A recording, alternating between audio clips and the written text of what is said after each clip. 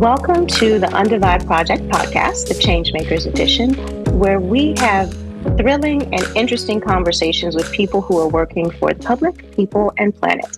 I'm your host, Monica, and I am so excited to be talking about the digital divide with Mr. Carl Guardino from Tarana Wireless. Thank you so much for being here with me. We have so much to talk about. I can't wait to get into it. But first, I just have to welcome you and thank you for joining us for this edition of the podcast. Monica, I'm humbled to be with you. Thank you for the opportunity.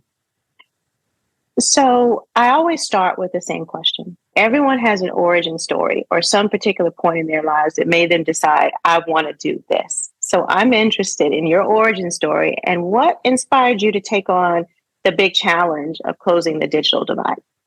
Thank you, Monica. Origin story, born and raised to a working class dad, a hardworking stay-at-home mom in San Jose, California, 3 older brothers, and never realized that the clothes I was wearing were usually hand-me-downs, all the way down from my oldest brother, Bill, to Mike, to Mark, to me, because we were just a close family that recognized that we may not have had a lot of money and not a lot of financial resources, but that didn't matter that much when you're in a home where you feel loved and safe. And so grew up there and then built on that origin story in terms of what am I going to do to make a difference is really when I decided I wanted to work in ways that benefited the community as a whole. And I sat down with the pastor of my church and decided, am I going to go into full-time ministry or full-time community work? And he helped me think through where I could best make a difference.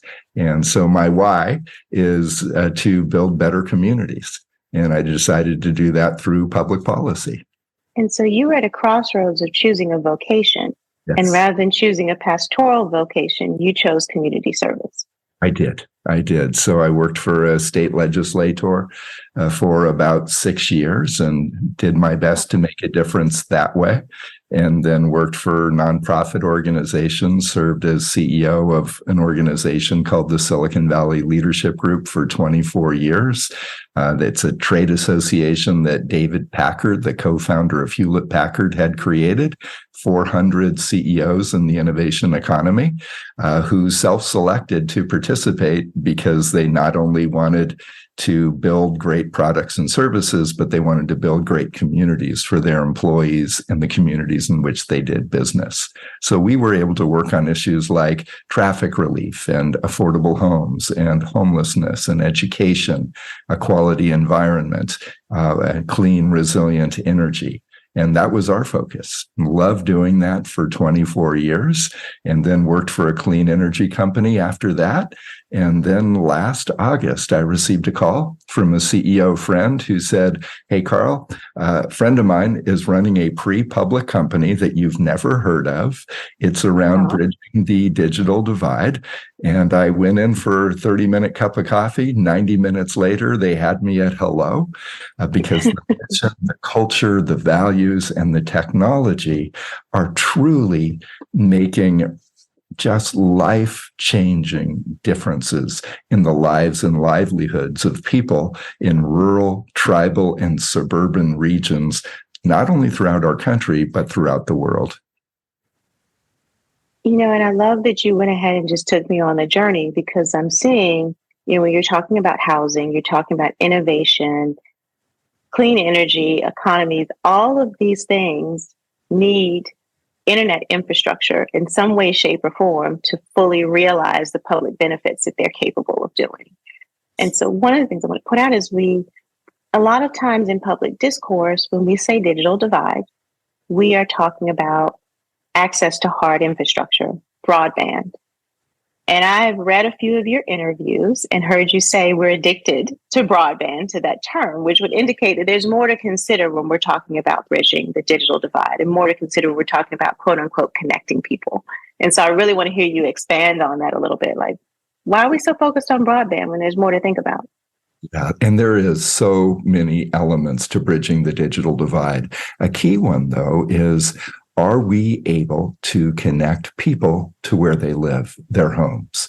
And in the United States, there's roughly 12 million American families who are unserved or underserved, and therefore the wrong side of the digital divide. And almost as alarming, there's about 50 million American families that don't have a choice. They have one service provider.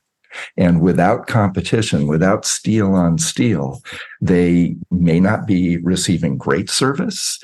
They may not have prices that are affordable to them because there's no competition in the marketplace.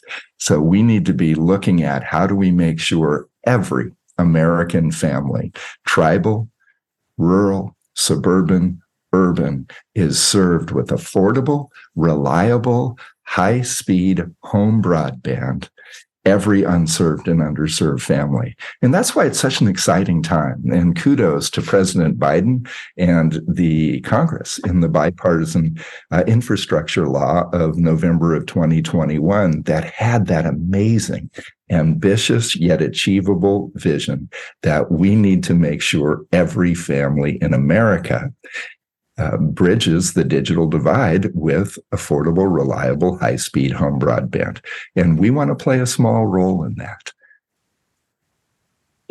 I agree. This is a once-in-a-lifetime opportunity. Yes. Not to sound overly exuberant, but when we look at history, we haven't had an undertaking of infrastructure like this since we created the highway system, yes, which also gives me hope because that is American ambition and innovation at its finest, right? Is to imagine an entirely different way of getting around. So we can imagine an entirely different way of communicating and helping people to access the economy that we're building. One of the things that I wanted to ask about is, listening to your story, you come from one of the places that we're talking about. And I'm from Southeast Louisiana, which is, the next thing after us is the Gulf of Mexico. and thinking about access to public goods, which, I'm sure there are many companies that would disagree with me in certain ways. I was like, not necessarily utility, but internet access is definitely a public good that people need to be a part of in order to thrive in this economy that we have. What are some of the things that you would say we need to do besides working on things like subsidies to make the monthly price of internet access more affordable in places where people don't have a choice? What are some of the things we should be doing to get people connected? Because where I'm from, we need a portfolio of infrastructures and possibilities to connect, right? Because in some places, you just don't have enough land mass to do certain things. And so how do you bridge the gap for these extremely rural communities, right? Well, first of all, we have to recognize three things that I think are just vitally important to put on the table. One, a reminder that technology advances, and in very exciting ways it has, and in time to meet the moment that we're in.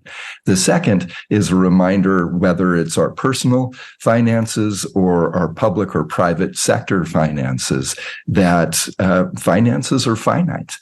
And we have to be able to leverage limited dollars to achieve our goals. And then the third, timeliness matters when we come to discussing the digital divide. So let me back up for just a moment on technology advances.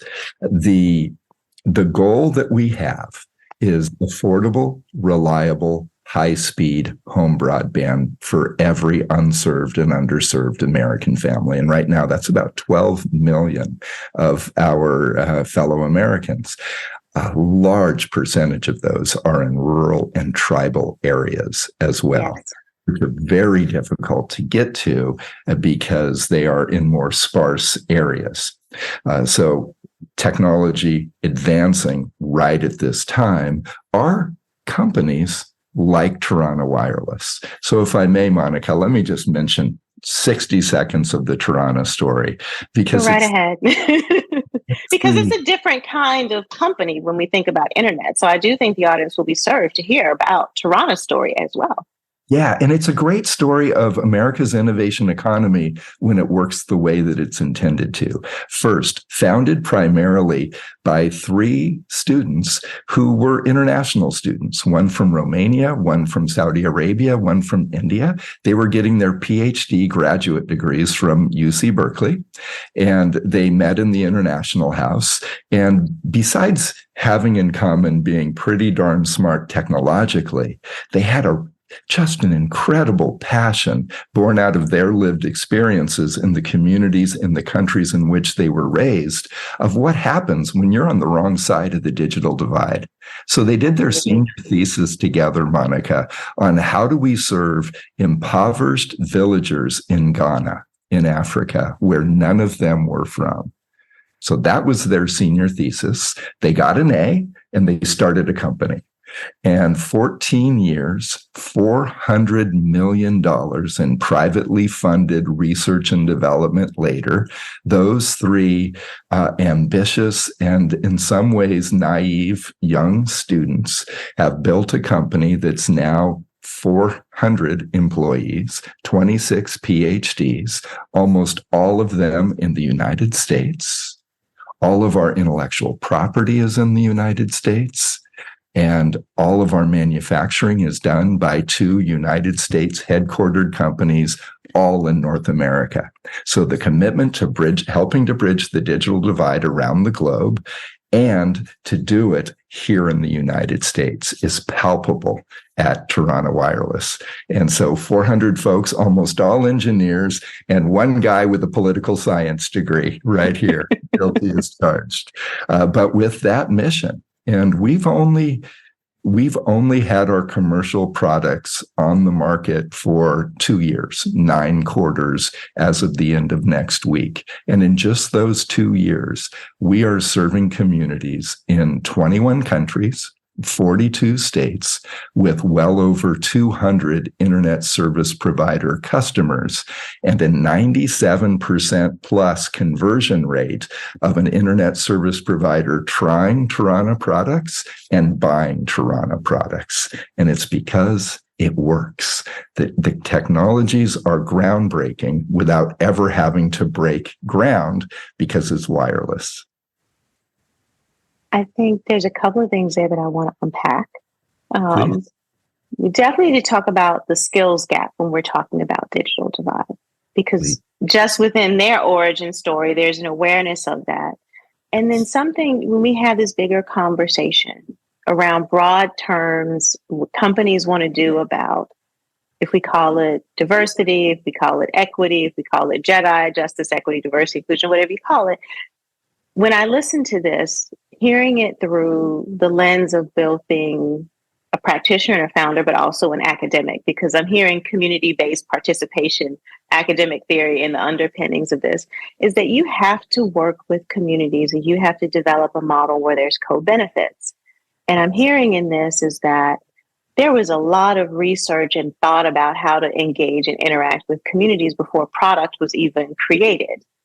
And that level of intentionality, once something is created, then you understand how to appropriately insert yourself into a community context.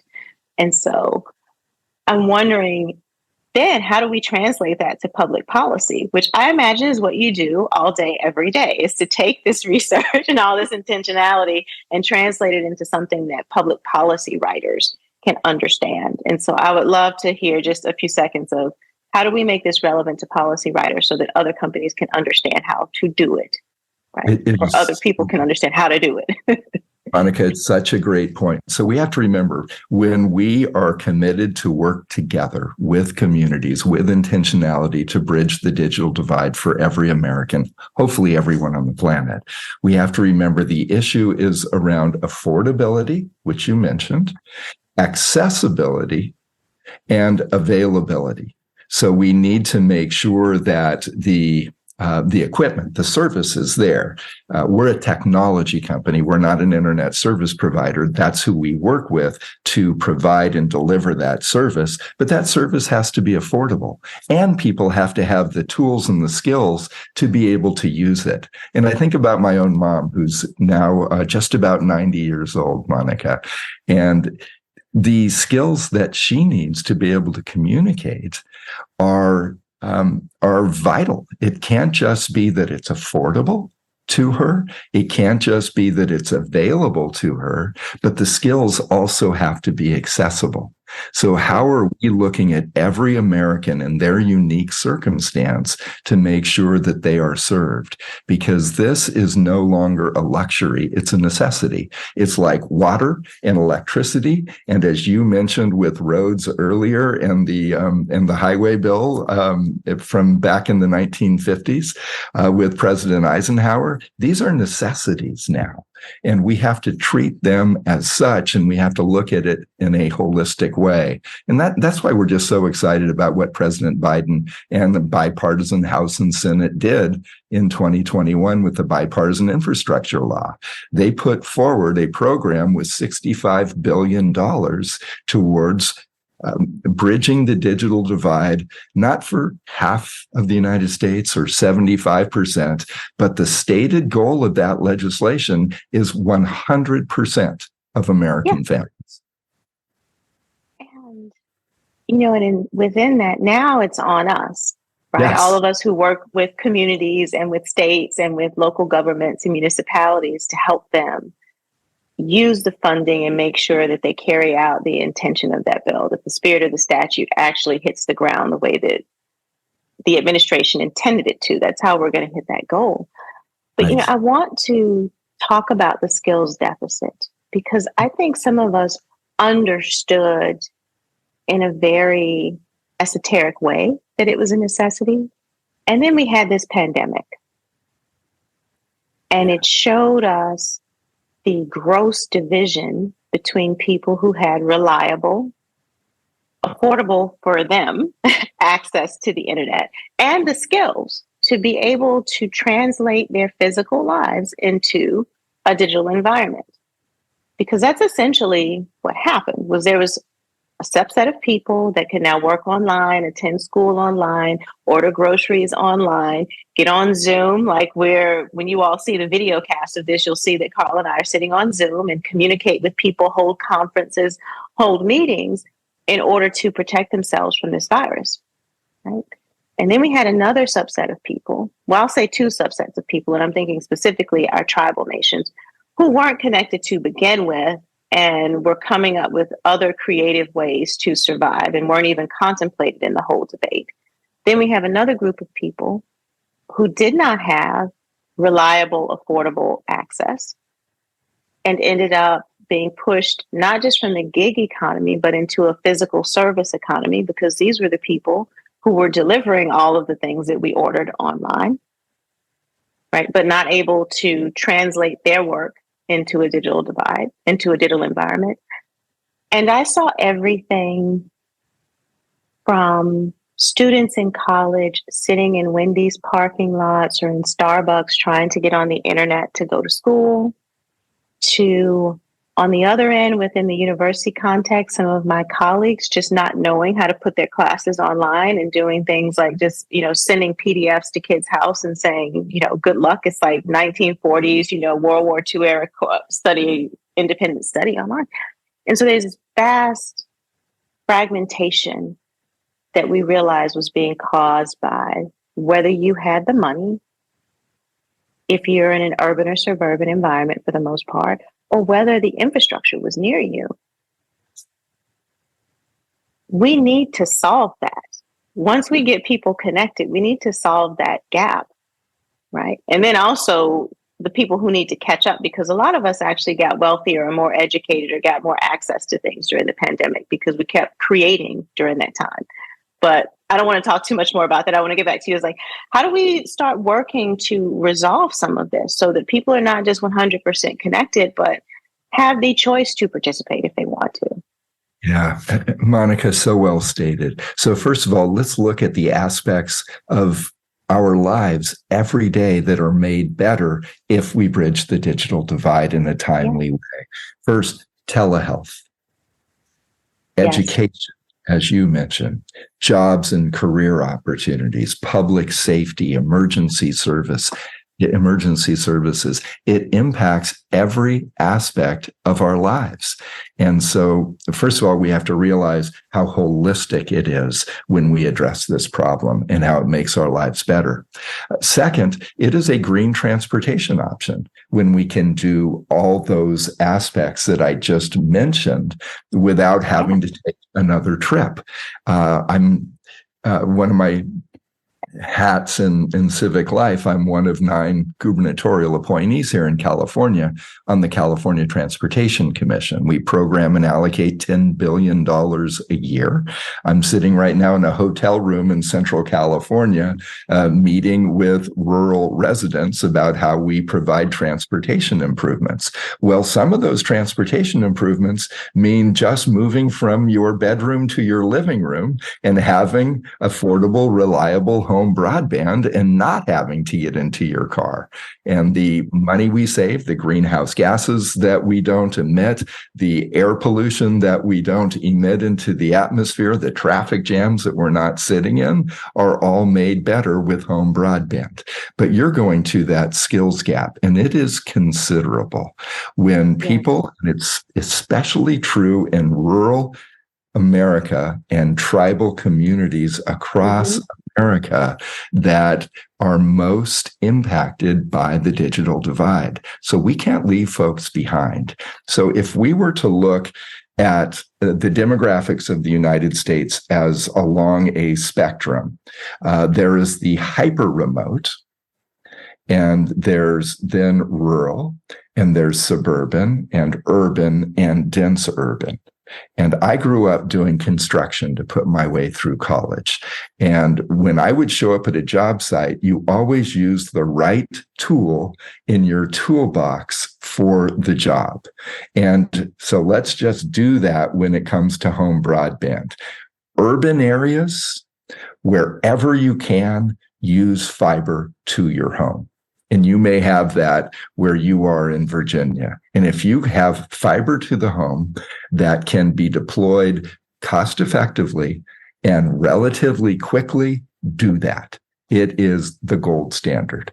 The challenge for our rural, tribal, and many of our suburban areas, and even stranded streets in some urban areas, is that fiber, as great as it is, and we depend on it for our cell towers, water towers, wherever we have our base node on that vertical asset, fiber can be really expensive, and it can take 5 to 7 years to deploy if you haven't run out of money waiting to get your deployment. And I personalize everything. I've got a cute little first grade son, Jake, who we foster adopted at 3 months old. He's now 7 years old. And if we were to wait for fiber in our smaller community, he'd be in 5th to 7th grade before we were ever able to get it if we hadn't run out of money already. So then on the furthest side of the other side of the spectrum is hyper remote. And that's where low Earth orbit satellites, think Starlink or other low Earth orbit satellites, really do have a critical role to play. But that's only about 0.5% of the US population.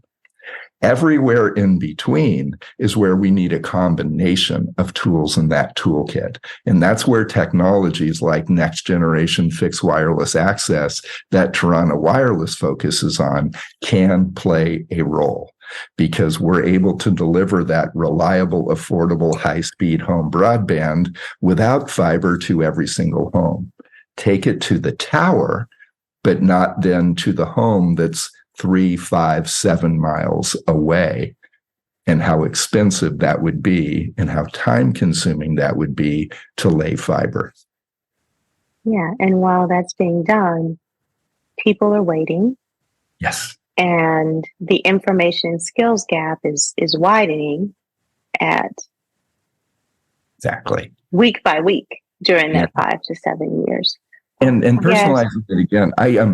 We have 3 children. We're blessed with 3 children, and an 18-year-old who just started college, a 14-year-old Congratulations. that we adopted at 1 day old in a small town in Utah, and then, as I mentioned, our 7-year-old son, who we foster adopted at 3 months old. Well, during the pandemic, when for more than a year I was running an organization as CEO from home because we were sheltered in place. My wife was running her business, and our 2 school-age children at the time were taking all their classes at home. And every afternoon, as bandwidth shrunk, as more people were online, we would inevitably crash. Yeah. Zoom calls like this would crash. My kids trying to do school from home would lose their connection. And the impact it had and continues to have truly hurts American kids and American families. And we have to address that. That's the opportunity we have now if we meet the moment and do this right, picking the right tools in the toolbox for the communities in which we're trying to provide home broadband, and recognizing that depending on the geography, the topography, the population density, we can address this issue for every family in the United States. I love that. The analogy that it's the right tool for the toolbox, because this conversation, yes, about hyper remote areas is one that needs to be had, because even though we're only talking about a small percentage of the population, the consequences are dire, because there's no golden hour in some of these places when we're talking about emergency services. And for those of y'all who are listening and have never heard the term golden hour, it means if you're severely injured or have an accident, there is an entry point at which your survivability is highest if you get critical emergency care. And that's heavily dependent upon being able to call or text or have your phone linked to a satellite or to the internet and send out an emergency message so that first responders can get to you. And so when you don't have access to that infrastructure, you don't have a golden hour. And that's an extreme, but I want people to understand, very critical example of why, even though we talk about a small percentage of the American population, it's our folks who are disproportionately in tribal communities, disproportionately in rural areas that are actually providing critical services to the rest of the country. More often than not, these are in our fruit baskets, our bread basket parts of the country. The people who are feeding us and who are making things for us tend to exist in that spectrum of being hyper remote to being in rural areas. And there's so many benefits, right? I'm a dreamer. You don't start businesses or nonprofits if you're not a dreamer. I'm thinking about our farmers and folks in rural areas who are on the front lines of climate change that could benefit from technology to help them be able to better do their business, better predict crop cycles in a rapidly changing context, if they just had the connection. You are so true. And as I mentioned, I'm sitting today in a hotel room in the rural county of California called San Benito County. And not only is it part of the salad bowl and breadbasket of the world, but it is overwhelmingly people who don't look like me. It's 67% Latino, 28% Caucasian, and then a combination of Asian, Black, et cetera, and an incredibly rural area that is also one of the biggest producers of leafy green vegetables in the United States. So critical to our lives, critical to our economy, overwhelmingly unserved and underserved when it comes to reliable, affordable home broadband. People always think of California as Los Angeles, San Diego, San Francisco, San Jose, these rich urban centers. In reality, more than 60% of California is rural. 1 of every 4 Californians live in rural areas. We have 122 federally recognized tribal nations. in California. And the ability to deliver high-speed home broadband to rural California, to tribal California, is an incredible challenge because the latest data, 996,302 locations in California, primarily households, are unserved or underserved. And with more than 3 people per household in California, that's 3 out of 39 million Californians who are on the wrong side of the digital divide today, overwhelmingly tribal, rural, and suburban. I was meeting recently with my friend Todd Gloria, who's the mayor of San Diego. And he said, Carl, don't forget urban, please. We have stranded streets throughout San Diego that no one wants to serve because the big incumbents can't make money. And I'm a capitalist. I get that.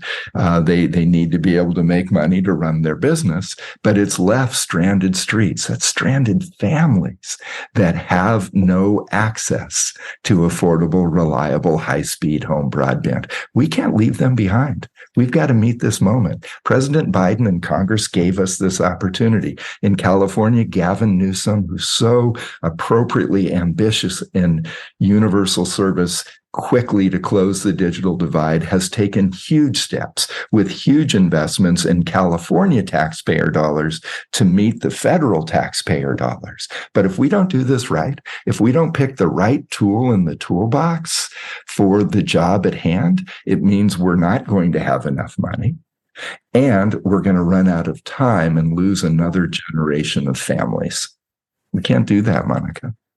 Absolutely not. And thank you for bringing up stranded streets, because part of the origin story of the Undivide Project is research I was doing with great colleagues from Georgetown, where I teach, the Internet Society, and this amazing gentleman in Baltimore, community activist, internet access activist by the name of Jonathan Moore. There are streets in West Baltimore, for a variety of reasons, not connected to the city's fiber. Complete black zones.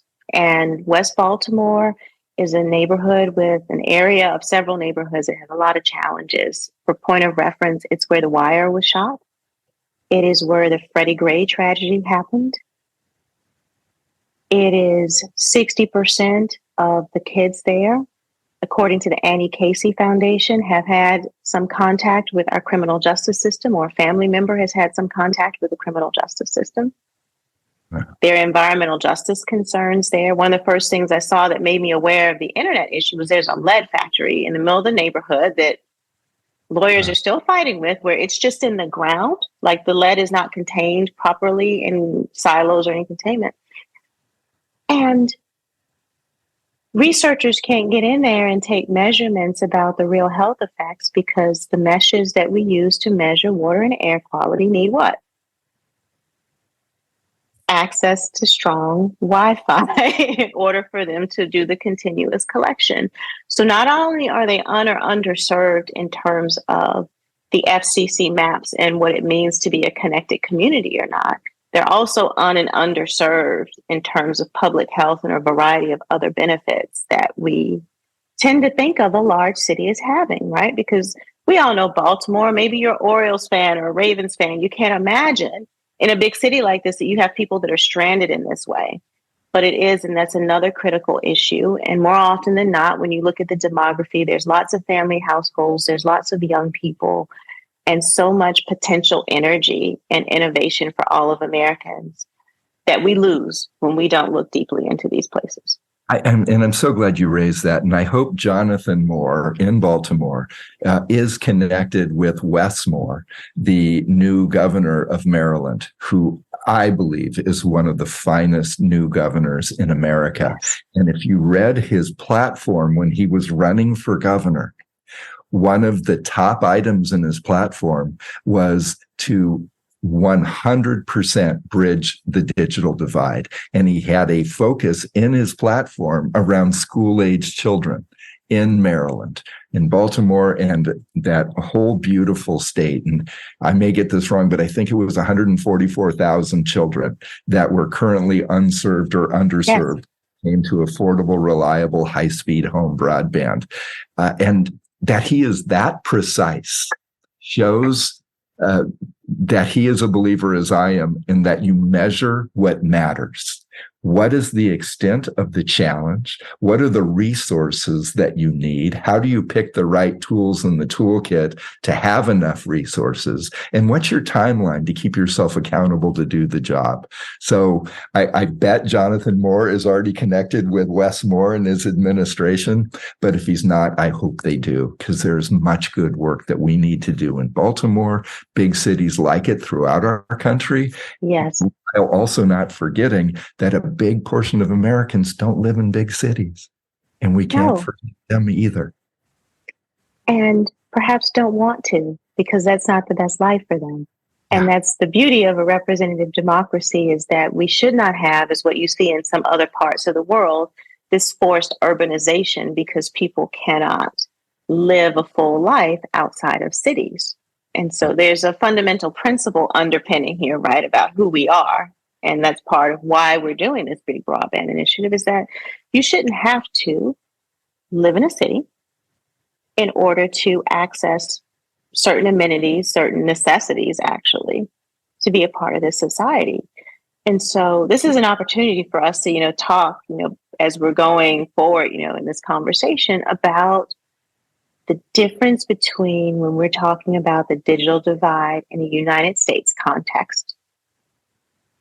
And I'll even go farther to say the United States mainland context, because things are functioning in Puerto Rico and some of our island territories, similar to the way they're functioning in the Caribbean and abroad.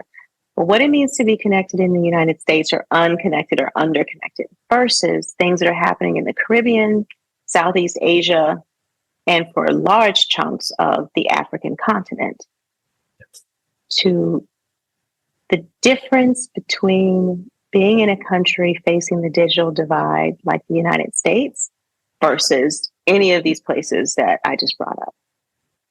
And I'm so glad that you have gone from our country and the 6 territories, including Puerto Rico, in the United States, but also globally. So there are roughly 2.1 billion households in the world. More than half, 1.1 billion, are either unserved, have no internet, or are underserved. Yeah. We have so much good work to do. That's why when Tarana Wireless did, as this project of 3 international students getting their PhDs at UC Berkeley, that they started in Ghana, helping impoverished villagers. Our first Tarana deployment, true to their goal, is in Ghana, in Africa, because there is so much that we need to be doing in developed, but also developing and underdeveloped countries where real families live, and also need to be on the right side of the digital divide. It's why I love what I do and where I get to do it. The mission and culture at Tarana to helping to solve this problem is palpable when you walk in the door. It's every day. The mission is, we're going to do our part to help solve the digital divide. And the way we do it, I'm a proud political science major.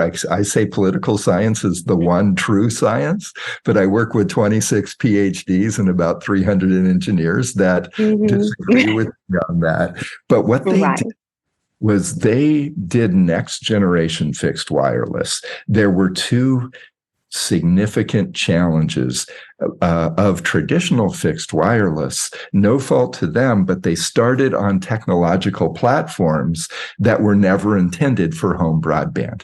It was either 3GPP for mobile or phones, and what would we do without our phones? Great technology, but small antenna, small battery, never intended for home broadband. So it's a technological platform, great for mobile, but not intended for home fixed broadband. Or they did it for Wi-Fi, which you have there in your home. I have in this hotel in rural California this morning. Again, great for inside a building, but never intended for home broadband. So they started from scratch.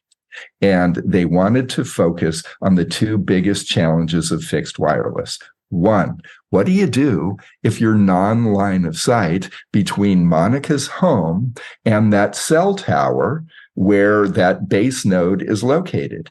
Because if it's not direct line of sight, if there are obstructions in the way, a building, a tree, a forest, or a temporary obstruction like a tree branch blowing in the wind, or bad weather, or a FedEx truck driving in front of your house, Monica. Those are all obstructions, permanent or temporary, that 4 out of 5 American families face. They do not have direct line of sight.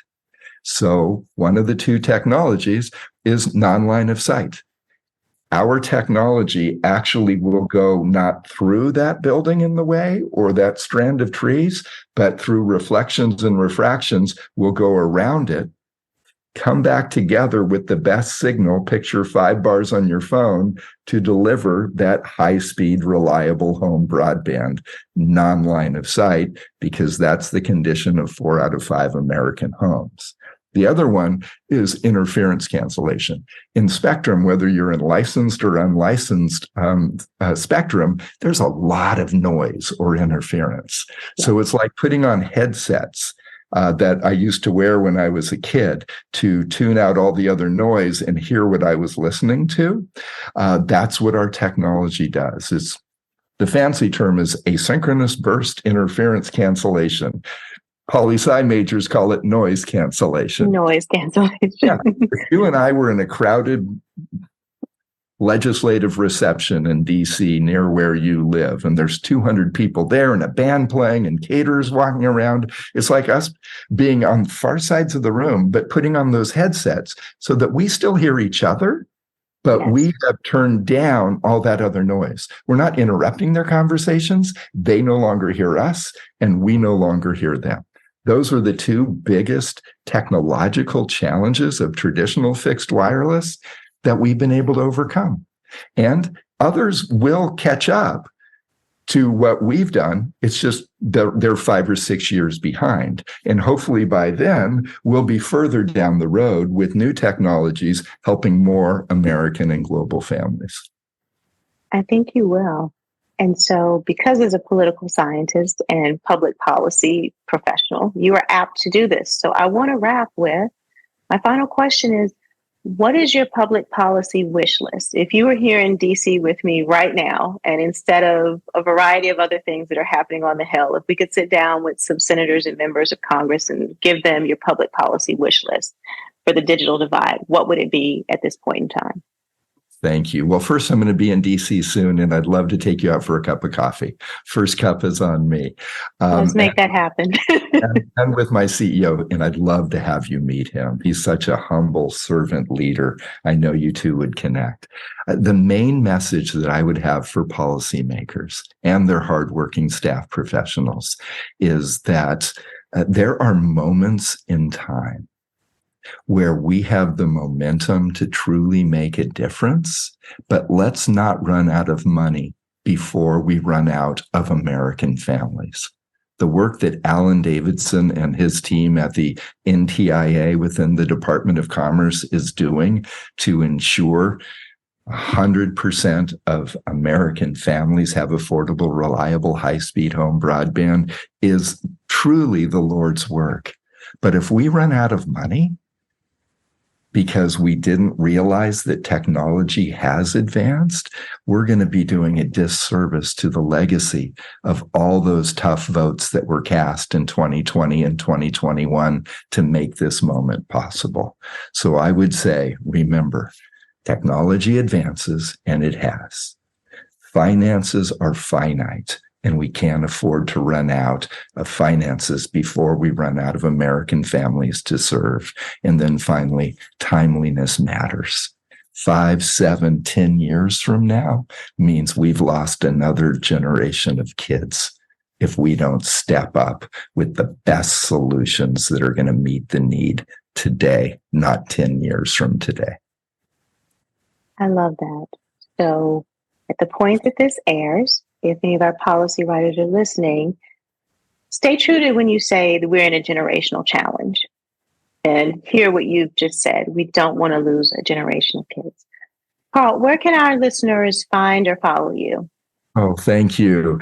They can email me too, Carl at taranawireless.com. I'm on Twitter. I think it's just Carl. I'm on LinkedIn. I'm on Facebook as well.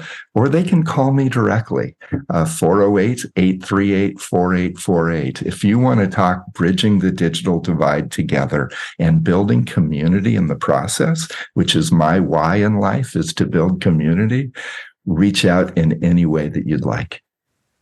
There you all have it, an open invitation, though I suspect we just made some assistant very, very upset. We're a startup. We have no assistants. And we can talk about getting you a virtual assistant, but thank you so much for being with us, Carl. And this has been the Undivide Project Podcast, Changemakers Edition. You can find it on Google Podcasts, Apple Podcasts, Spotify, Deezer, everywhere where you might listen to your favorite productions. And you can follow our work at the Undivide Project on all channels, as well as you can follow me. It's just at Monica on LinkedIn and all other channels. Thank you so much for tuning in, and we'll look forward to our very next episode where we'll be digging in a little bit deeper on the conversation about environmental justice and what does it mean to solve that grand challenge.